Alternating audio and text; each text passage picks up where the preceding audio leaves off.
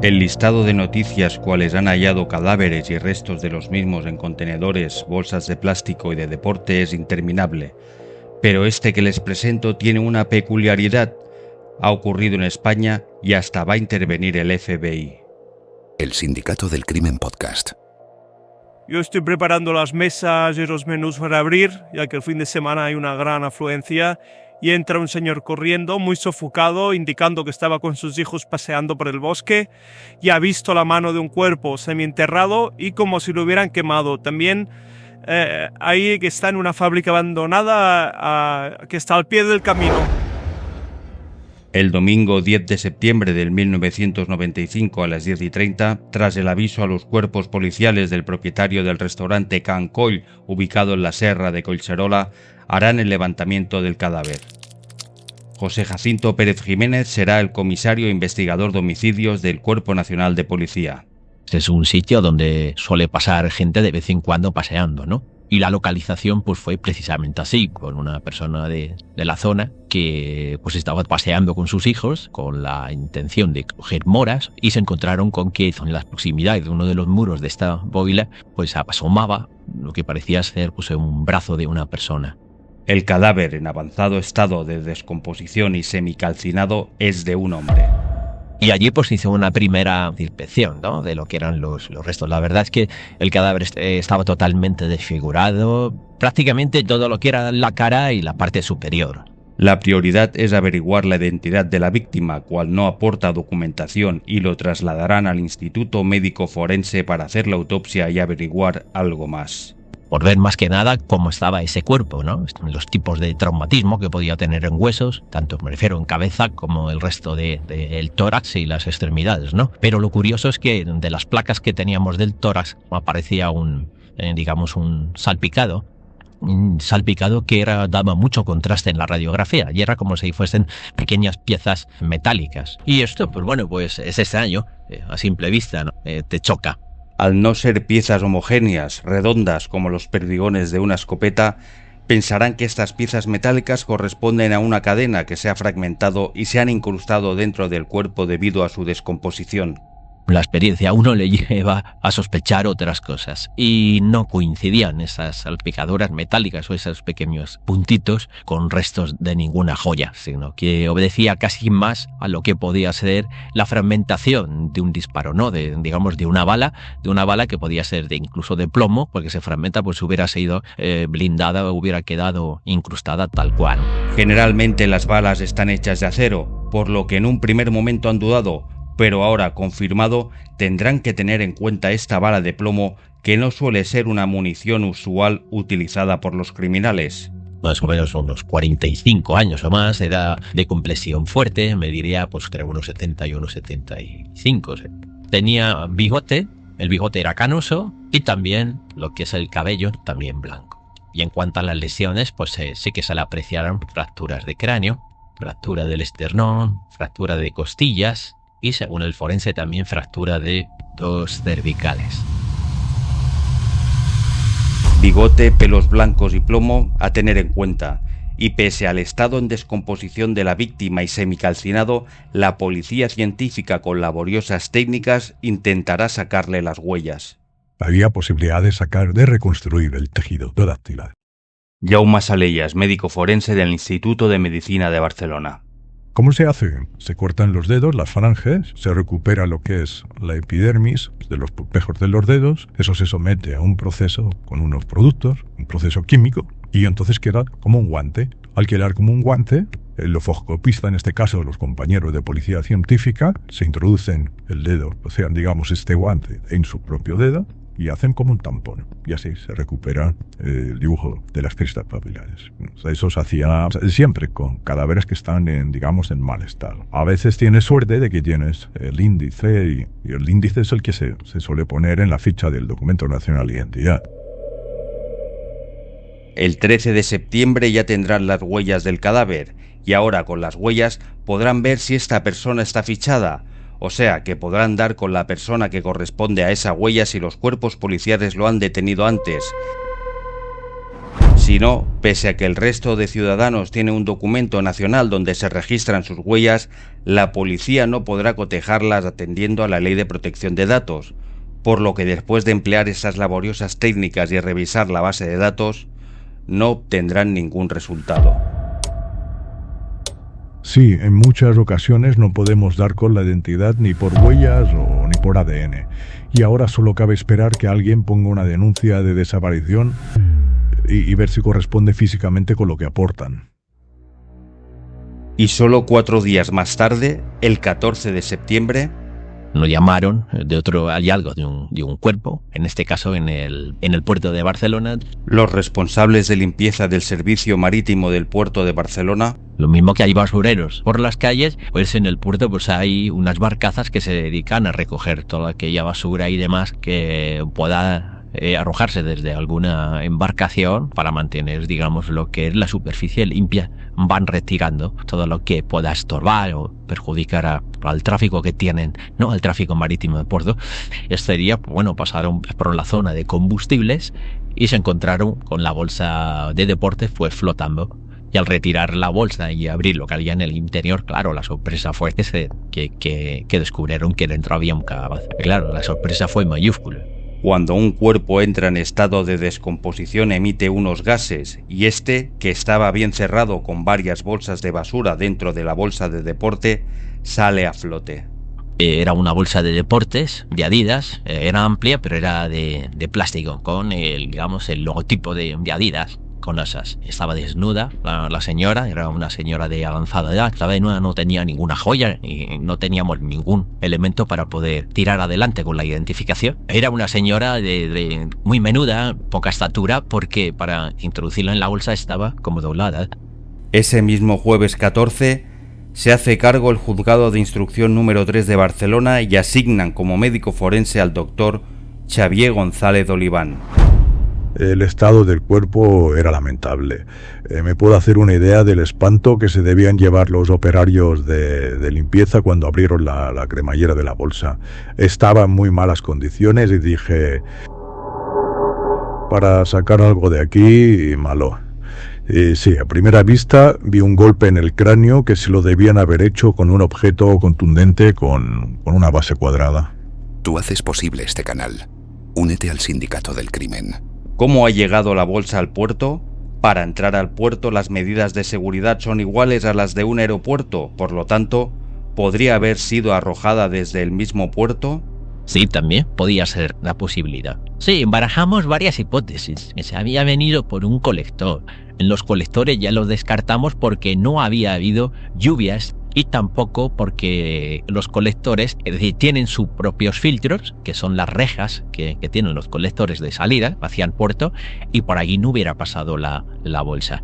Por lo tanto, la hipótesis era esa, que lo hubiera arrojado directamente al puerto o que hubiera procedido con ocasión de las corrientes que se producen en la entrada al puerto, pues por el movimiento de hélices o por la propia corriente. Al investigador de homicidios José Jacinto se le suma otro cadáver más sin identificar y este segundo compartirá morgue con el primero.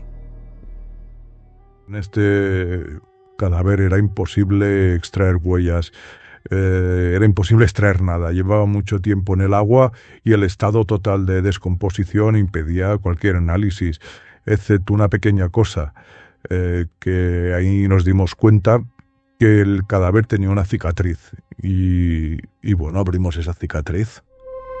Una cicatriz en la pierna que dará un giro de guión a esa historia. Una placa de Richards con una numeración. Esa cicatriz deviene de una intervención quirúrgica a la que se sometió la víctima y ahí le colocaron una placa de Richards, que se llama en el argot médico, para unir el fémur por ambos extremos. Este implante ortopédico lleva el apellido de su diseñador y se fabrica en los Estados Unidos. Conociendo que el fabricante de las placas era de Estados Unidos, contactamos al FBI para que hicieran gestiones con ese fabricante, porque nosotros lo que queríamos saber exactamente esas placas como habían llegado a España y finalmente quién las había colocado la fallecida. de Estados Unidos llegamos al proveedor aquí en España conseguimos que por esas numeraciones determinar que había 3 hospitales. Y dentro de los 3 hospitales, pues al final nos quedó uno. Descartados todos los pacientes del sexo masculino y atendiendo a la descripción de estatura de la víctima, ya tendrán un nombre: Margarita Mercadal Gómez, según el expediente médico. Ya teníamos identificada a Margarita, tenemos su ficha, tenemos el domicilio, pues nos vamos a hacer una investigación a su domicilio. Toda esta gestión ha llevado un mes y pese a que el investigador jefe ya tiene identificada a esta mujer de 89 años, residente en un piso de la calle Mandoni de Barcelona, nadie ha denunciado su desaparición. Claro, ¿quién va a dejar una anciana de 89 años desnuda en una bolsa, hacerla desaparecer flotando en las aguas del puerto de Barcelona? Esta señora evidentemente no pertenece ni al crimen organizado, era algo que nosotros pensábamos que podía ser de tipo doméstico. Alguien muy próximo a ella, sí, la ha causado la muerte y ha intentado deshacerse del cadáver. El investigador jefe acudirá al domicilio de Margarita y podrán cotejar que ésta vive en el primer piso con su hijo, Juan Pascual Mercadal, de 64 años. En el piso segundo, el de arriba, vive su nieto Jordi Pascual Sobiela, de 36 años. En el momento de la visita solo podrán preguntar al nieto de esta, Jordi, que es el único que se encuentra en la vivienda. Tanto su abuela como su tío se habían ido a Baleares, a su pueblo, y que querían ya, la abuela estaba delicada, pues habían ido allí a pasar los últimos días y se habían ido a vivir. El nieto les indicará que Juan, su tío, tiene cáncer de próstata y su abuela tiene problemas de movilidad atendiendo a que se rompió tiempo atrás el fémur. De ahí, debido al estado de salud de ambos, decidirían ir a vivir a un sitio más tranquilo, como Menorca, de donde son originarios. El 7 de septiembre los llevó a los dos al puerto para ir a coger el barco. Y frente a la declaración del nieto, los investigadores priorizarán investigar a Juan, el hijo. Entre otras cosas, porque en pesquisas posteriores y tras hablar con los vecinos, Margarita, la víctima, sería la propietaria de todo el edificio y su único hijo, Juan, el heredero directo. Ahí acudirán al lugar de trabajo de Juan. El lugar de trabajo, que era en la calle Provenza, una portería, llevaban un tiempo, los vecinos, sin localizar al portero. Trabaja de portero en dicha finca. Y lo más curioso, también lo sorprendente, es que el propio presidente de La Escalera pues decía que se había ido del trabajo, habiéndoles enviado una nota, una carta, que se marchaba, que dejaba el trabajo y que no quería ni siquiera el finiquito, sin dar más explicaciones. La carta de despido tiene fecha del 7 de septiembre, el mismo día que se iban a Menorca, y esto extraña a José Jacinto, el investigador. Necesitará investigar más y acudirá a la empresa Transmediterránea, que es la operadora que hace los viajes en barco de Barcelona a Menorca. Los diálogos, fechas y transcripciones son reales. Y efectivamente, estos le confirmarán que se compraron ese mismo día, el 7, 2 billetes a Menorca y que las tarjetas de embarque fueron retiradas en ventanilla. El jefe de homicidios cree que Juan, el hijo de Margarita, es el autor del crimen y tiene relación directa con el hecho de irse a Menorca y encontrar el cadáver de su madre flotando en el mismo puerto. A tal efecto acudirá de nuevo a la finca para preguntarle al nieto de la víctima y recopilar más indicios. El tiempo le apremia y necesita dar con el paradero de Juan antes que se esfume. Sobre las 7 de la tarde se persona en la finca y no lo encontrará en el domicilio, por lo que picará en casa de un vecino para dejarle una tarjeta y que pueda llamarle cuando llegue. El vecino le indica que Jordi suele llegar tarde, porque trabaja de... que vivía solo, que estaba casado, tenía un hijo y que era vigilante de seguridad. Estas palabras, vigilante de seguridad, han llamado la atención del investigador y del grupo de homicidios y harán que esta historia gire en otro sentido. Aquel salpicado metálico en el cuerpo que habíamos descubierto en Sardañola, pues nos hizo pensar en el hecho de decir, no será, porque claro, un vigilante jurado, el arma que lleva es un revólver de un 38, y normalmente pues los cartuchos que lleva de dotación son de plomo. Al domicilio de Margarita no entraron, aún no pidieron ninguna orden judicial a tal efecto, y sin ninguna foto que pudieran cotejar, lo que mentalmente está pensando ahora el investigador, le preguntarán a los vecinos cómo es físicamente Juan, el hijo. Daba la casualidad de que las características físicas de Juan, un hombre con bigote, pelo canoso, de 1,72, más o menos el mismo peso, a ver si va a ir más allá, digamos, el asunto de Margarita, y no sea que tengamos el cadáver también por otro lado del hijo Isea. Le digo, entonces, no sea que el cadáver de allí vaya a ser el cadáver de Juan y entonces tengamos un autor o una persona responsable que sea, digamos, el autor de las dos muertes. El cadáver número 1, que ya lo tenían olvidado a expensas que alguien denunciase su desaparición, pudiendo contrastar esta descripción con la que le han dado los vecinos, les llevará a contrastar con su documento nacional de identidad la huella que laboriosamente pudieron sacar de ese putrefacto cadáver. El cotejo de las huellas dactilares del cadáver hallado en la bóvila de Sardañola se correspondía con la impresión dactilar de Juan de Subenein. Ya han conectado las dos muertes y los dos casos abiertos ahora son uno, y el principal sospechoso pasará a ser Jordi. No podíamos pues levantar todo así como así, no, me refiero, y que llegase a conocimiento de él que estaba siendo investigado. Entonces le sometemos a un seguimiento, comprobamos el ritmo de vida que llevaba y realizamos también indagaciones en el trabajo de manera discreta. Y era una empresa de seguridad solvente y la verdad es que era una persona muy responsable con el trabajo y muy cumplidor. Una de las indagaciones que hacen es averiguar si en su trabajo de vigilante llevaba arma. De dotación llevaba un revólver, un 38, con cartuchos de plomo. En crímenes familiares, la mayoría de los casos son por asuntos económicos, lo que les llevará a indagar en las cuentas de los fallecidos. Titulares de la cuenta, Margarita y su hijo Juan. Siempre había como ingreso las dos pensiones en la cuenta que tenían. A finales de septiembre ingresaron las pensiones. Ante el desconocimiento de que Margarita Mercadal estaba ya muerta e igualmente se sacó dinero en dos extracciones. La entidad de CaixaBank, con la típica libreta de movimientos que se tenía y que aún se conserva, se puede sacar el dinero como si de una tarjeta de crédito se tratase, y les han vaciado las cuentas mientras ambos ya estaban muertos. Dinero para pagar que debía de un piso que se había comprado con su mujer. Era otro piso donde vivía su señora. Él había estado casado, se había separado, de hecho no estaba separado de derecha. El piso que tenía con la mujer era el piso que él da un dinero para saldar la hipoteca. Y como no, darse algún capricho más de ostentación y buen gusto, un coche Volkswagen y un reloj de la marca Rolex, comprado en un comercio que también se dedicaba a la compra de oro. Tú vas a una casa de compraventa de oro, vas con un anillo y entonces le hacen unas fotos. El joyero pues hace anotaciones. Si viene con alguna inscripción, ellos están sujetos a una normativa y toman nota exactamente de quién es el que viene, identifican a la persona y por supuesto identifican las piezas. Y eso tienen que tenerlo durante un tiempo a disposición de policía, ¿no? Para efectos investigativos. Muchas de las joyas tienen grabadas las iniciales de MM, Margarita Mercadal. Cadena con medalla de virgen y niño, con iniciales MM. Eso el 8 del 9, la lenta. Después, anillo de señora con grabación MM también, rosetón pequeño tipo flor, aguja con medalla lapidada, par de pendientes, 3 piezas de dentadura, ¿vale?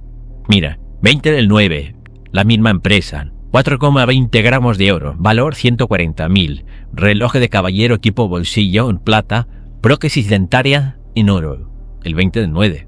Pero es que tiene ventas de piezas de dentadura al día 8, de piezas de dentadura al día 20 del 9. Hasta las piezas dentales que extrajo de su abuela una vez muerta, las vendió. Es decir, si tú vendes una pieza dentaria y a la vez haces el depósito de un anillo o de un broche y viene con las iniciales MM, pues blanco y en botella. Aparte de esto, para poder encausar con firmeza al que creen que es el autor, el investigador acudirá de nuevo a Transmediterránea. En la Transmediterránea, si una persona ha retirado una tarjeta de embarque y luego no es entregada esa tarjeta de embarque, pues el embarque no se ha producido. Por lo tanto, ese viajero no ha llegado a destino. El viaje no había sido realizado. La compra de billetes y la retirada de las tarjetas de embarque fueron por parte del nieto, Jordi, para reforzar así su coartada. Así lo pudieron cotejar los investigadores con los trabajadores e imágenes de la terminal. Lo de Menorca, como era algo familiar y conocido, si me preguntan diré que se han ido a Menorca y yo no sé nada más. Y alguien sabrá de ellos y yo sigo haciendo de vida. Lo que pasa es que luego, evidentemente, la vida que hacía él, pues cometió el error de enseguida comprarse un coche, comprarse un Rolex, el vender las joyas de la abuela. ¿Y recuerdan la carta de despido en el trabajo de Juan? La carta manuscrita estaba firmada como si hubiera sido el mismo Joan, y sin embargo era una firma que era falsa, que no era de él. Ya tienen pues suficientes pruebas para poder encausar a Jordi Pascual. El 30 de octubre, cuando sale de trabajar, lo detienen ante la estupefacción de sus compañeros. Inicialmente, pues, no reconoce que sea él, digamos, el autor, pero ante, me refiero, ponerle frente a él todo lo que eran los indicios que habíamos conseguido, los movimientos que tenía y todo lo demás, pues acabó reconociendo que había matado a su abuela y a su tío. Jordi Pascual posteriormente en el juicio admitirá que el miércoles 6 de septiembre a las 9 de la noche bajó al domicilio de su abuela y cometió el crimen tras una fuerte discusión con su tío. La discusión comenzó en el recibidor y acabó en el dormitorio, y su tío se encontraba muy bebido y agresivo, según él, llegando incluso a zarandear al propio Jordi. Eso es lo que comenta. Por lo tanto, él, pues en su momento dice que pierde el control, era el revólver del trabajo, lo extrajo, lo envolvió con una toalla y efectuó el disparo. ¿Y la abuela? Y que coge un martillo que se encontraba en una de las mesitas de una de las habitaciones. Este es el golpe con base cuadrada que describe el forense como la causa de la muerte. Sí, a primera vista vi un golpe en el cráneo que se lo debían haber hecho con un objeto contundente con una base cuadrada.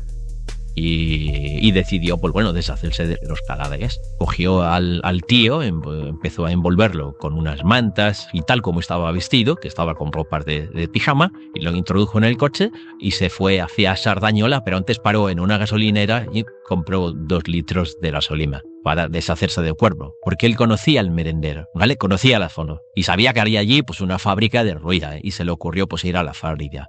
Y al consumirse el acelerante, como vio que el cadáver no desaparecía, pues cogió una madera que lo utilizó a modo de pala para intentar pues escarbar y dejarlo en el muro.